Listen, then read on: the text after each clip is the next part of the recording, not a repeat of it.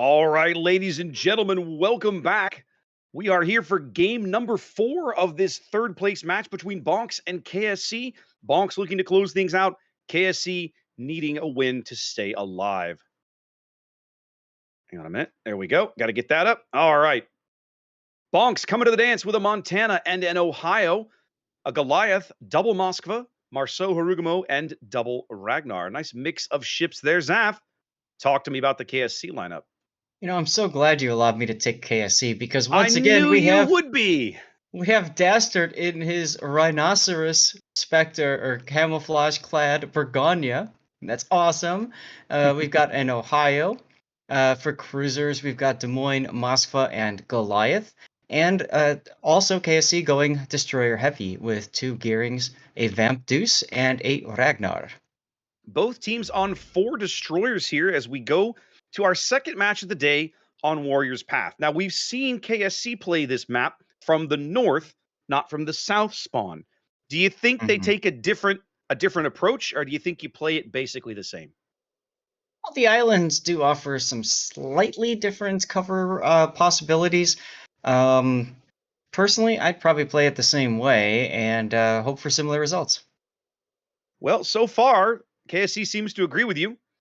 Sending the Vampire Deuce towards B, backed up by Hatake's Ragnar, Begonia, Des Moines, and Gearing headed over to A. The remainder of their forces all headed over towards C. We're also seeing, for the moment, BONKS doing sort of like what we saw AP do earlier with a complete 5-4 split, 5 ships to the east, 4 ships to the west, no ships to B.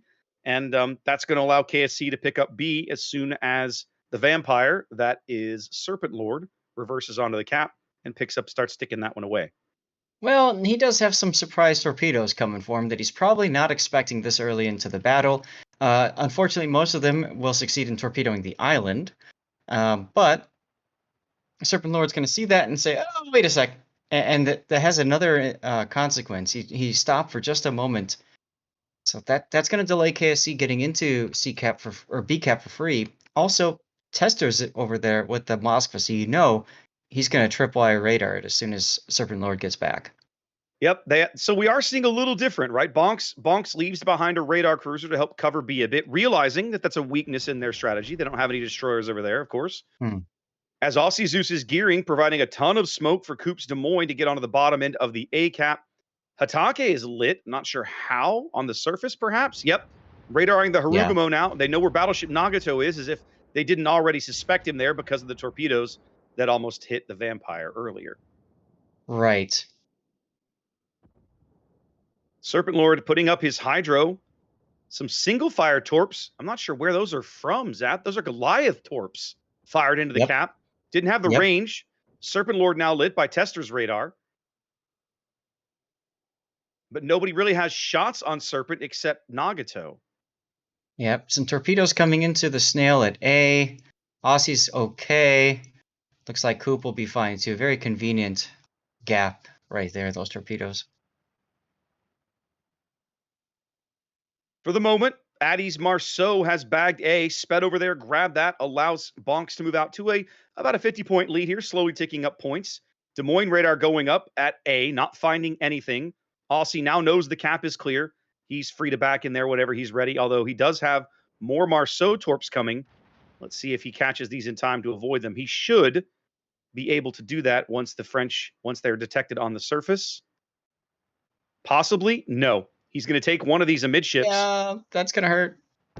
That hurt a lot. That's going to hurt a lot. French torpedoes hit really, really hard.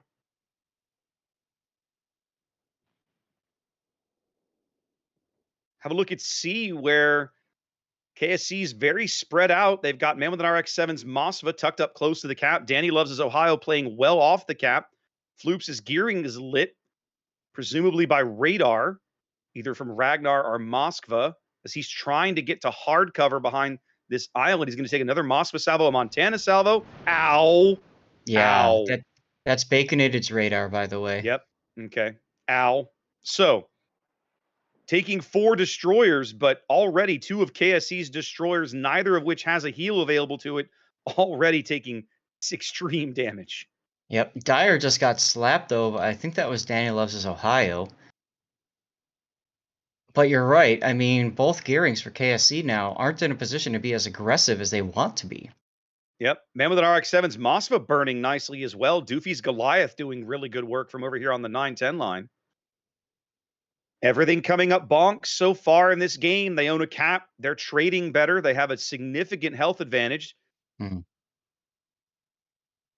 And remember, if they win this, they advance, and KSC is in third place. Indeed, if bonks can claim this game, they're going back to the grand final. They're going to face 07 again for another shot to beat them and potentially claim first place in the entire bracket. For the moment, though, they've got to get past KSC.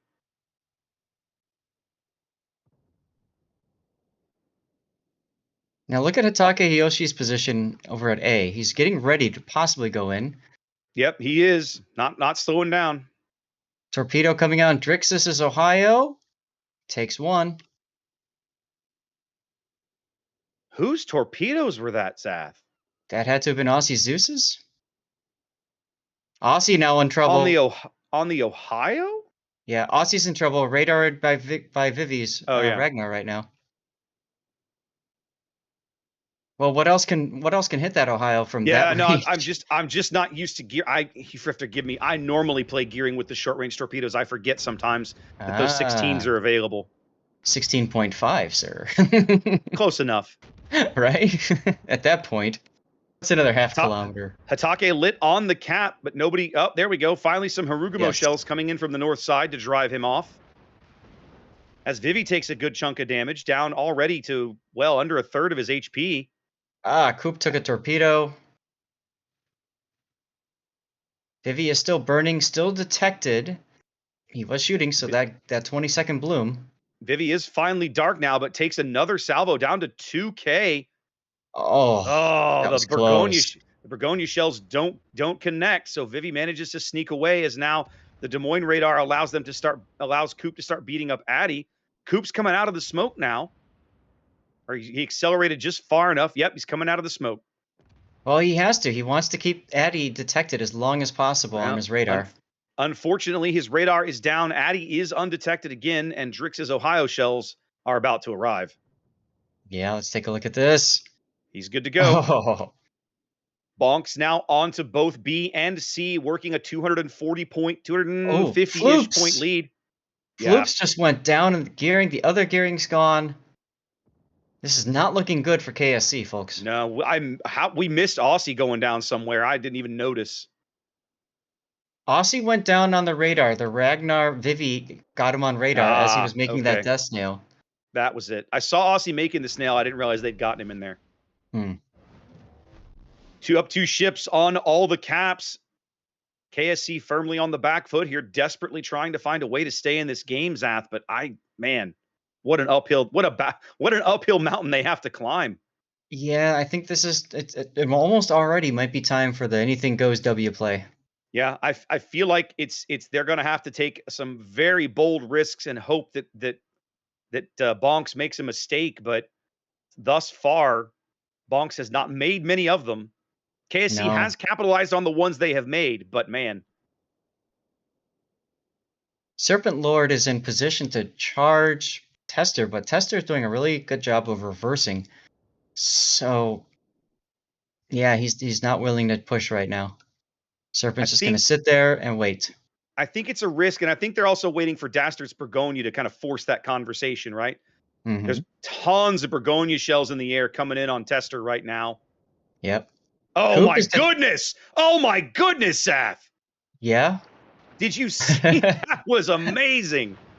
Dastard strikes again. That's right. And at the same time, Vivi goes down. Ragnar goes down. 2 quick kills from KSC. They pick up B. They're going to bag A. And just like that, Zath, they are back in it. They're down on points, but they ain't out yet. That's right. Coop did take a torpedo, though. That's going to force a DCP. That's going to force him to have to sit for a little bit. But he should get A cap uncontested. Now's the part where you need Man with an RX-7 to go into C cap. Dastard and Coop both working on picking up A here. That's going to happen as we hit the halfway mark of the game. KSC, once firmly on the back foot, kind of back in it, closing the gap, down 250 points.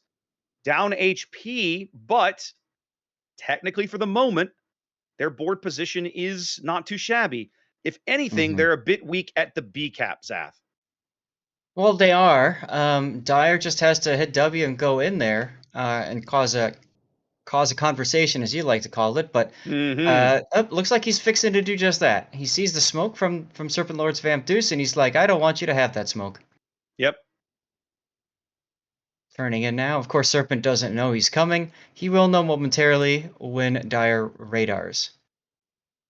The only support he has nearby is Danny Loves' Ohio, and Danny's forward guns are on reload.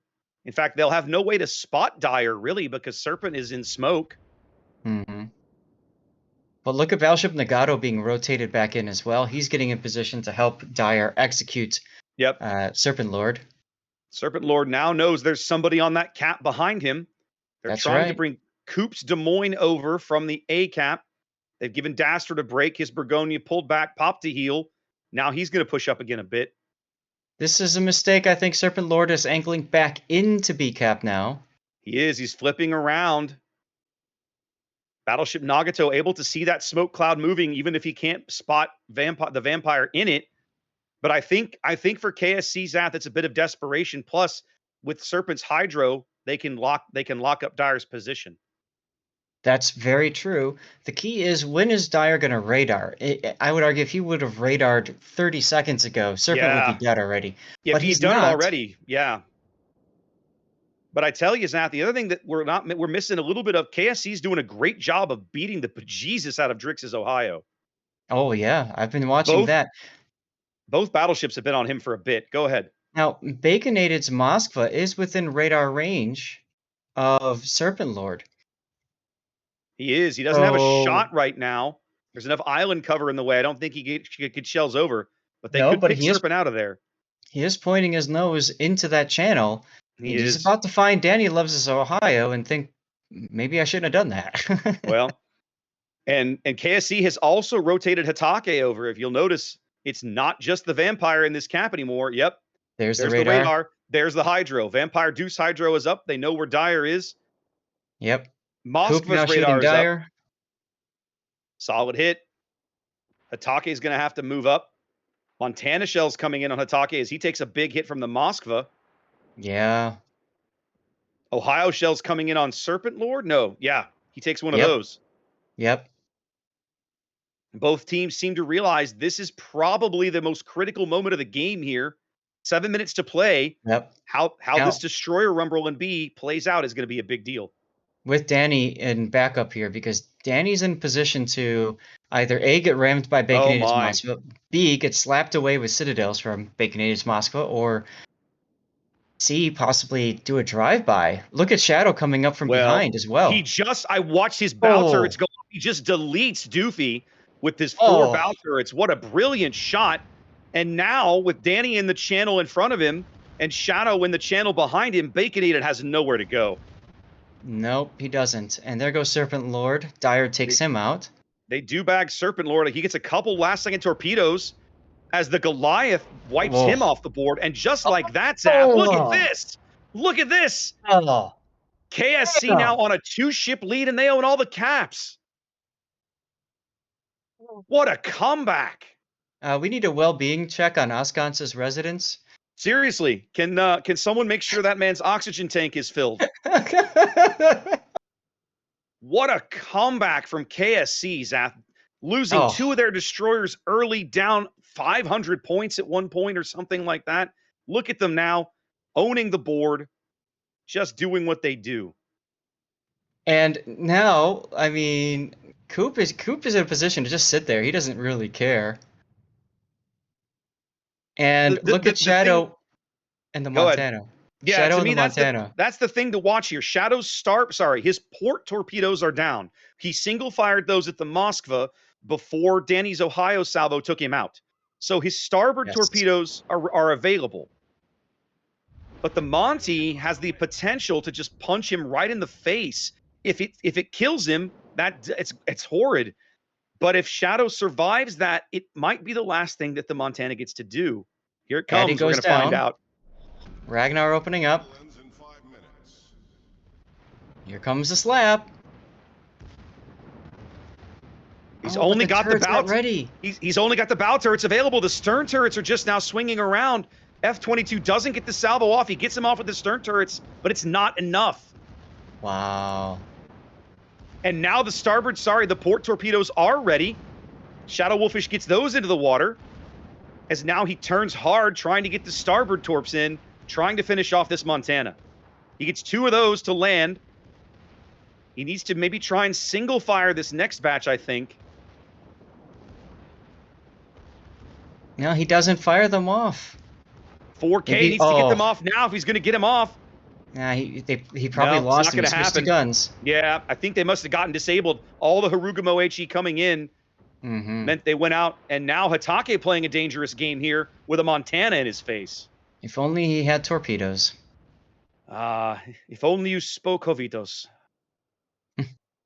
But Danny's coming around, though. Danny could knock him. Danny's coming around. The B cap still remains where all the action is. KSC on a 250-point lead as Drix's Ohio charges Dastard's Bergonia over near A. If I'm Dastard, I think I just take the ram here. Oh, absolutely. While shooting at Raptor, because why not? Actually, he just took a salvo at Nagato, got some good damage out of it. Look at all these shots going all over the place. This is a brawl. KSC does lose to Take. Nagato now on 1200 HP and falling as he burns. Coop getting some shots in on Drix's Ohio. I think Dastard, is he going to try for the drive-by? No, is he going to accept the ram? Drix is going to get this ram. Oh, he takes the Haragumo.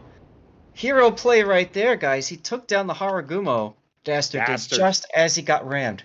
Dastard again working artistry with the Bergonia. And one more time, BONKS' last surviving ship, F-22 Raptors lone Montana here in the cap. Zath, we're going to have a game 5. It's awesome. If you had told me at the 6-minute mark or whatever it was that we were going to have a game 5, I would have laughed at you. The notion was preposterous. Dude, and yes, here we are. Chad is 5 minutes behind, and I've already seen them saying, it's over. That's it. GG, done. Moving on. Yes, absolutely. But it isn't. And that's what I'm excited about, Zath. That's what I'm excited about. Well, that's why we love casting King of the Sea, is it not? I know. It's so much fun to watch teams look at what you believe to be just a unsalvageable tactical position. I mean, I even said it. I don't know how KSC gets back into this game without BONKS making a mistake. Now, I don't know that I feel like BONKS made any mistakes there, Zach. Maybe. I think it's a series of unfortunate events for BONKS, right? I think they made a number of right calls at the right time that KSC had really good counters for, right? I'll caveat that by saying KSC did a great job of focusing out the Ohio. We kind of talked about it towards the end, right? They did not kill him right till the very end of the game. He was able to salve and return and come back for that ram on Dastard. But they put so much damage into him. They effectively took him out of combat for a few minutes. That pulling him, forcing him out, allowed Danny to move into that channel. And the kill on the Goliath and the kill on the Moskva, and suddenly the next thing you know, you're in the driver's seat of this match. Right. And it's just now we're catching up to it right now on the stream, with that 5 minute delay. Yeah. That poor Moskva, man. If he did not go down that channel, right? Yeah. Oh. What a game. What a match. What a match. We're going to game 5, Ascance. How's that oxygen tank hanging in there, buddy? Fly me to the moon, let me play among the stars. There we go. Yeah. Game 5, fellas. Game 5. On Hotspot, no less. We even joked about that, 2 hours ago or whatever that was? This is going to be awesome. This is going to be awesome, guys, because we know going into this match that KSC has a really solid, well-executed strategy on Hotspot. How is BONKS going to deal with that? I'm fascinated to see this last game. I mean, that match was insane at how big of a hill KSC had to climb. And just, I would say it's like an essay on how to maximally use your battleships. That Ohio of Danilov coming into that into that channel, not shooting through the bow of the Moskva like you might want to, but instead saying, no, I'm going to zero out the Henri from 32K with 4 guns. Boom, done. And then saying, now that I'm here, I might as well kill the Moskva as well. Just insane. And then Dastard, MVP so far that I've seen throughout this tournament, that Dastardly Dastard, decides, hey, I know I'm going to get rammed. I'm going to take a destroyer with me. You get 2 ships for 1. Folks, that's how you trade effectively in competitive World of Warships. Just amazing. Zath, C-Raptor, we've got probably 10 minutes before the next match. Give us what you are excited about before we go and observe the replay. Zath, go ahead. Well, for me, what I'm excited about, and that especially in that last battle, I talk about it so many times when I do my replay analysis for even random battles, whatever. You never give up. You always look for another opportunity to get back into this game. And I think we saw what happened there. KSC did not give up. KSC could have thrown away. That Vampire Deuce was sitting in B ready to go on the Moskva.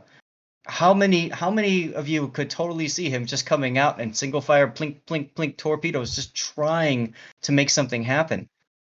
But he didn't have to, and that's what was so cool about that, right? So KSC fighting back hard, saying we're not ready to go home just yet. We're gonna make you all earn this opportunity to go on and fight 07. I love it. What I want to see as we go into Game 5, I want to see if BONKS has done their homework. Right? We watched KSC play Hotspot earlier. We watched how effective Death Snail in the middle of the map was. We watched how effective the Worcester Death Snail was over on the 10 line. Has BONKS done their homework? Did they see the same game we did? Did they have an idea, a concept of how they are going to deal with this? Because if I'm KSC, it works, right? What AP did in that game on Hotspot that we watched didn't work, right? It took them too long to deploy so many ships to the other side of the map. And so now, if you're BONKS, do you have a plan for Hotspot, and how are you going to execute it? I'm excited. I want to see this because Hotspot, like we've said several times, this cap arrangement, this map, new to the tournament, and a lot of teams have been like avoiding it, like you know, like it's the dirty laundry. We don't want to touch it. Right. Well, guess what, boys? You're touching it now, and we all get to watch. Well, gentlemen, we have a replay ready, so we will see you in Game 5. And Oskans, please start us out on this replay. Oh, man, there was just stuff going on everywhere. So, true to form, BONKS did not let Bravo just get taken. And that was not something that was going to happen. In fact, it almost looked like the Vampire 2 for KFC was just playing a little safe, you know, almost the whole darn way. Because there's a Moskva radar, but the Moskva wasn't really shooting him. The Haraguma wasn't really shooting him, and yet he still stayed at bay. Meanwhile, over at A, there was kind of that setup. The gearing's moving back, looking for something, gets clapped by a torpedo. Yeah. There's not really ships over there. Yeah, there's a Marceau, there's a Ragnar, but I mean, there's Des Moines, there's Bourgogne. It's a little scary to just kind of open water, start dumping into this stuff. So they're playing safe, but the gearing still gets drilled, gets run off, and that's where we get to see the Des Moines of KSC pushing through. Screw it, I don't care, I don't need a smoke cloud. Yes, there's an Ohio over there, so I hope I get lucky, and just rams it right into A, claims the space and says, I'm a Des Moines, you're a DD, screw off. That's going to leave Bravo as this weird, contentious thing that just goes back and forth and back and forth. Charlie got forgotten about because it just got claimed by BONKS forever ago, and people left. The Ohio went over to Bravo because that's just looked where the brawl was.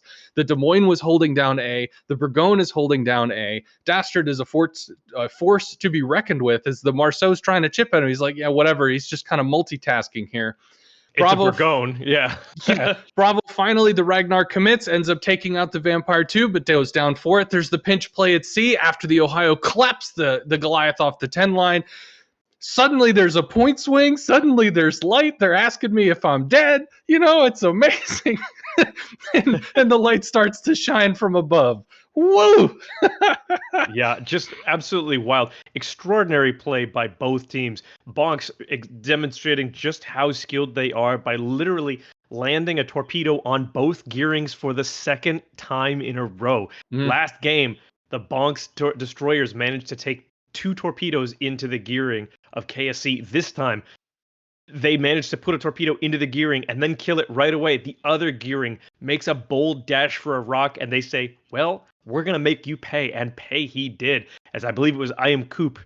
You guys kept calling him co-op in the earlier, and I knew that was wrong. But then I would start looking at floops and going flow-ops.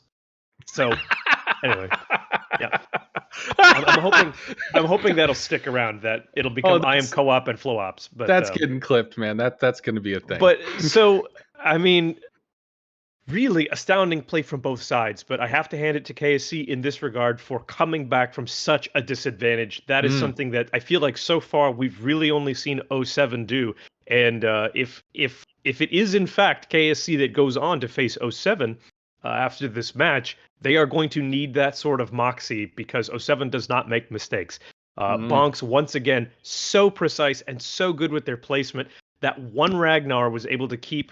That one Haragumo was able to keep KSC from taking the B cap for free. And then 2 destroyers, basically 2v3, were able to completely box out and destroy that gearing against worse odds. That's just complete and pure skill on the side of BONKS. And it's just a testament to how hard KSC wanted to win that. So moving into game 5, the very last game to determine who goes on to face 07 for potentially first or second place, and who stays in third place. Either way, both teams go to KOTS Internationals, and after that match, they both deserve it. So let's take a look at Hotspot real quick. So for those that weren't around a little earlier, in the beginning of the stream, I think it was KSC that chose Hotspot. Initially, there was a little question over that, and I think it was confirmed. They did a double smoke strategy. They had double Des Moines heading over to C, and they had double Worcester going on the 10 line. Now, the surprising thing is the Worcester, I don't know, however you say it, has really floaty shells. And yet there was a Salem that was parked on the bottom of the island. They were still able to drill them and just kind of claim that 9-10 line and start to go over and wrap. If KSC looks to pull the same kind of situation, their play is going to be holding their safe cap, holding the middle cap with the radar pressure off the Des Moines, and wrapping and taking the D cap. I think we actually saw Dastard going in there with a GK as it was. I recall you were very excited about that, but although the GK never got to get its secondaries involved. If I can't imagine they're going to come up with an entirely new way to play this. So if BONKS has been doing their research, and I cannot imagine there is a chance that they have not. You asked, what do you think they could do? I think they're going to be filling that map with radar, 12-kilometer Stalingrad radar, any kind of radar they can jam in there. They're just going to have it everywhere. Maybe we'll get to see the Russian wall comp that just has too much health to break. Yep, I want the GK again, and I want him to use secondaries. You know what? All I care about is secondaries. I say remove all ships that don't have secondaries or good secondaries from the game. I want Pensacola, GK, Schlieffen, Napoli, and Massachusetts. All the rest can get sunk. That's fine. That's cool. BONKS, you can bring as many Pensacolas as you want. Yeah, that's fair, right? I think that's fair. Well, we will have to see if BONKS did their homework and knows that KSC made a very effective Worcester push that waxed that Salem of AP on this map. We'll sort of have to see. Looks like the teams are getting ready. So